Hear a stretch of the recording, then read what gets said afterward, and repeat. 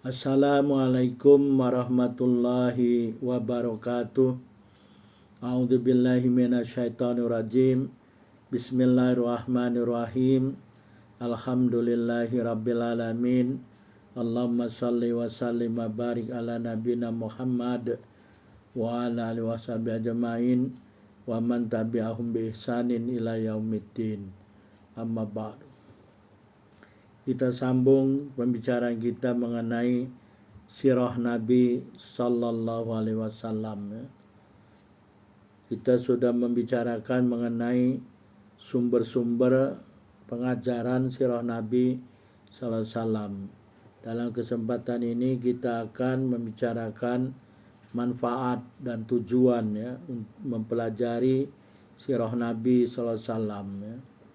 Ada beberapa manfaat Ada beberapa manfaat yang kita bisa peroleh atau kita dapatkan apabila kita mempelajari sirah Nabi Sallallahu Alaihi Wasallam.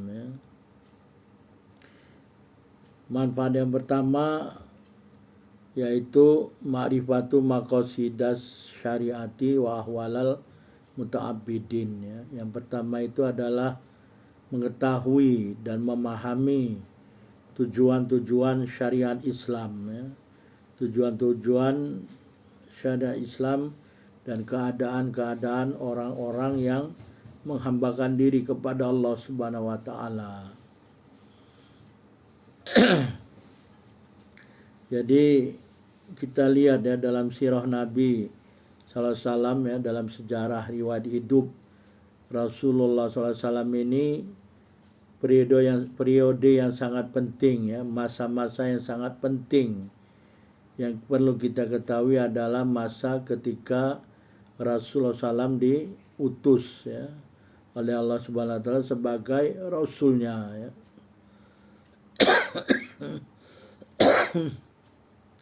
Yaitu ketika berumur 40 tahun dengan turunnya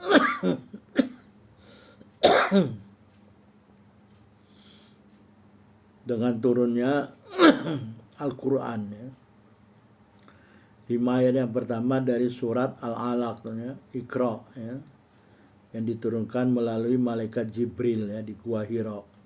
Jadi sampai Rasulullah wafat, berumur 63 tahun, wafat di Madinah dan dimakamkan di dekat rumah Nabi sendiri, rumah Nabi sallallahu alaihi wasallam, di Masjid Nabawi itu sekarang lokasinya. Jadi ini periode yang sangat penting. Jadi manfaat yang boleh diambil ini adalah di dalam sirah Nabi ini diceritakan, dikisahkan, dibahas tentang petunjuk Allah sendiri, yaitu Al-Quranul Karim. Inilah jalan yang lurus. Jadi bagaimana Rasulullah SAW mulai berdakwah ketika habis turun surat Al-Alaq itu ayat 1-5, kemudian turun surat Al-Mudaththir, ya ayyuhal mudaththir qum fa'andzir wa rabbaka fakabbir wa thiyabaka fatahhir. Jadi disuruh berdakwah di situ, mulailah berdakwah Rasulullah, dan juga bagaimana supaya manusia itu mendapatkan ridha Allah, bagaimana supaya mendapatkan ridha Allah, Karena Rasulullah juga disuruh oleh Allah Subhanahu wa taala, ya qul in kuntum tuhibbunallaha fattabi'uni yuhibbukumullah, Jadi jika kamu betul-betul mencintai Allah, ikutilah aku, kata Rasulullah SAW. Niscaya Allah akan mencintai kamu. Jadi ikut, berdakwah, ikut dengan dakwah Rasulullah SAW, melaksanakan ajaran Islam yang ada dalam Al-Quranul Karim. Jadi ini periode-periode yang sangat penting, mulai dari turunnya Al-Quran yang pertama, ayat yang pertama sampai Rasulullah wafat. Jadi bagaimana Rasulullah itu membumikan Al-Quran dari langit dibawa oleh malaikat Jibril kepada Rasulullah SAW dilaksanakan dalam kehidupan sehari-hari ya. Mulailah Rasulullah itu berdakwah ya. Dan Rasulullah ini berdakwah mulai dari diri sendiri, ibda' binafsi kata Rasulullah ya. Mulai dari kamu dulu. Rasulullah memberi contoh, melaksanakan ajaran Islam dulu, baru kemudian mengajak orang-orang yang dekat dengan Rasulullah SAW ya. Mulailah diajak mulai dari keluarga ya. Bagaimana Rasulullah SAW mengajak keluarga dekat ya, dipanggil Rasulullah, ta'ali sini berkumpul ya. Berkumpul sampai datang juga Abu Lahab, pamannya Rasulullah, Ammu Rasulillah. Abu Lahab ini pamannya Rasulullah ya, saudari dari bapaknya Abdullah ya.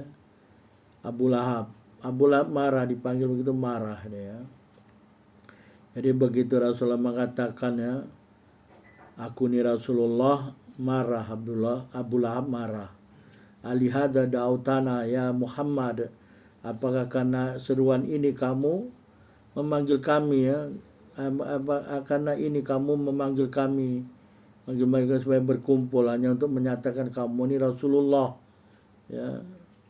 Tabban laka ya Muhammad, katanya. Masya Allah ya, dia mengutuk Rasulullah ya, celaka engkau ya Muhammad katanya. Padahal yang celaka itu Abu Lahab. Turunlah surat Tabbat yada abi lahabi watab ya. Itu salah satu tantangan yang dihadapi oleh Rasulullah SAW dalam melaksanakan menyeru manusia untuk menghambakan diri kepada Allah ya. Karena mereka tahu begitu menghambakan diri kepada Allah dan mengikuti ajaran Rasulullah SAW, tidak ada pilihan lain ya, kecuali mengikut syariat Islam, mengikut ajaran-ajaran Allah dan Rasulnya ya. Tidak ada pilihan lain ya. Jadi bagaimana Islam itu adalah menjadikan Al-Quran dan As-Sunnah ya. Jadi Rasulullah itu selain mengajarkan Al-Quran juga mengajarkan Al-Hikmah. Al-Hikmah ini maksudnya As-Sunnah, yaitu penjelasan dari Al-Quran itu sendiri ya. Jadi Al-Quran ini dijelaskan oleh Rasulullah SAW. Itulah yang nanti disebut dengan As-Sunnah. Bisa kita lihat di dalam surat Al-Jumu'ah ya. Rasulullah juga mengajarkan Al-Quran dan Al-Hikmah ya. Wa yu'alimul kitab wal hikmah. Dan Rasulullah itu mengajar mereka itu kitab Al-Quran dan hikmah. Hikmah ini As-Sunnah, penjelasan dari Al-Quran itu sendiri ya. Jadi ini adalah sumber syariat Islam ya. Dan juga menjadi manhaj ya, menjadi cara hidup, metode untuk hidup ya, manual kehidupan. Jadi Al-Quran dan As-Sunnah manual kehidupan. Boleh kita cabar, boleh kita tantang, boleh. Allah bahkan menantang kepada manusia. Kalau kamu mampu mendatangkan seperti ayat-ayat Al-Quran ini sebagai petunjuk hidup, pedoman hidup, mulai dari dunia ya, dunia alam barzah sampai akhirat, silahkan datangkan. Sampai sekarang ditantang. Siapa yang mampu silahkan, tapi kalau tak mampu ya ikut petunjuk itu. Kalau nggak ikut ya ada ganjarannya, an-nar ya. Wa in kuntum fi raibin mimma nazalna ala abdina fa'tu bi surah, kata Allah kan dalam surat Al-Baqarah ya. Apabila engkau ragu tentang apa-apa yang kami turunkan kepada hamba kami, yaitu Al-Quran ya, datangkan satu surat. Al-Quran ini sebagai hudan ya, hudan linnas ya. Wa bayyinatin minal huda ya. Jadi Al-Quran ini petunjuk bagi manusia, tapi tidak semua manusia mau mengambil Al-Quran sebagai petunjuk hidup, hanya orang-orang yang bertakwa. Hudal lil muttaqin ya. Al-Quran ini sebagai petunjuk hidup bagi orang bertakwa. Petunjuk hidup untuk apa? Untuk kehidupan dunia dan kehidupan alam barzah dan alam akhirat ya. Ada persiapan-persiapan untuk alam barzah dan alam akhirat ada dalam Al-Quran dan As-Sunnah sebagai penjelasan dari Al-Quran ya. Jadi Al-Quran dan As-Sunnah ini adalah manhaj, metode hidup, cara pedoman hidup bagi setiap muslim dan muslimah ya. Jadi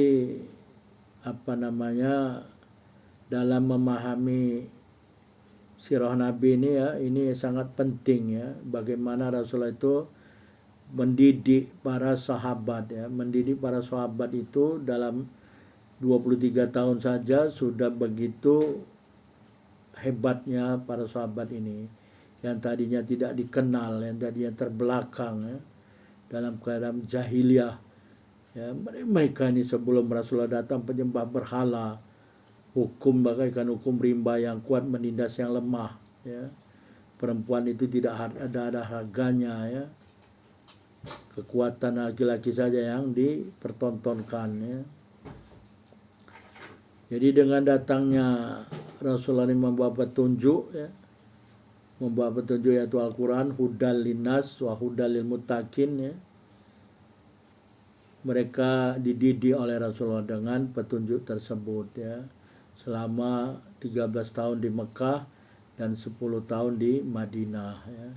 Kemudian bagaimana ayat Al-Quran ini dijalankan sebagai syariat Islam ya, dibumikan ya, tidak hanya sekadar diucapkan tapi diamalkan ya. Kemudian Rasulullah membentuk masyarakat majemuk ya, di mana juga di dalamnya ketika di Madinah ya, hijrah ke Madinah barulah dibentuk masyarakat yang majemuk ya. Rasulullah juga mengatur umat-umat yang non-Islam, non-Muslim ya, bagaimana berinteraksi dengan mereka. Ada ya yang disebut dengan piagam Madinah ya. Jadi begitu juga ya dengan aturan-aturan administratif ya, aturan-aturan administratif terhadap orang-orang yang Muslim dan non Muslim ya. Kemudian membentuk Baitul Mal ya, kemudian mengurus kepentingan Islam dan Muslim, juga kepentingan orang-orang non Muslim dengan membayar jizyah ya. Semua diatur oleh Rasulullah SAW ya, mulai dari hal-hal yang kecil sampai hal-hal yang besar ya. Jadi sirah Nabi ini suatu pelajaran hidup ya, yang bisa dibuktikan lah ya. Ini dibuktikan oleh sejarah ya, bagaimana dalam 23 tahun dilaksanakan ajaran-ajaran Islam itu ya, Al-Quran dan As-Sunnah yang diajarkan langsung oleh Rasulullah SAW kepada para sahabat. Tidak hanya segera teori ya, dilaksanakan oleh Rasulullah SAW ya, dimulai dengan diri Rasulullah SAW sendiri ya. Begitu juga ketika turun ayat tentang mencuri dengan potong tangan ya. Datang seorang Arab ya, mengatakan, bagaimana seandainya anakmu mencuri ya. Kata Rasulullah, akan aku potong tangannya seandainya Fatimah binti Muhammad mencuri ya. Masya Allah. Jadi dimulai dengan diri Rasulullah dan keluarganya ya. Sampai Rasulullah bersabda, ibdak binafsik wa biman ta'ulu. Mulailah dari diri kamu dan dari orang-orang yang ada dalam tanggungan kamu ya. Jadi sirah Nabi ini ada aplikasi praktis ya. Jadi dia aplikasi praktis. Jadi betul-betul dilaksanakan, bukan teori ya. Dalam semua aspek kehidupan manusia yang dituntun oleh Al-Quran dan As-Sunnah ya. Jadi bukan sekadar bacaan-bacaan seperti buku-buku yang lain ya, bukan seperti dongeng atau legend, bukan. Sirah Nabi ini betul-betul ya, sirah seorang Rasul yang mulia yang betul-betul melaksanakan ajaran Islam ya.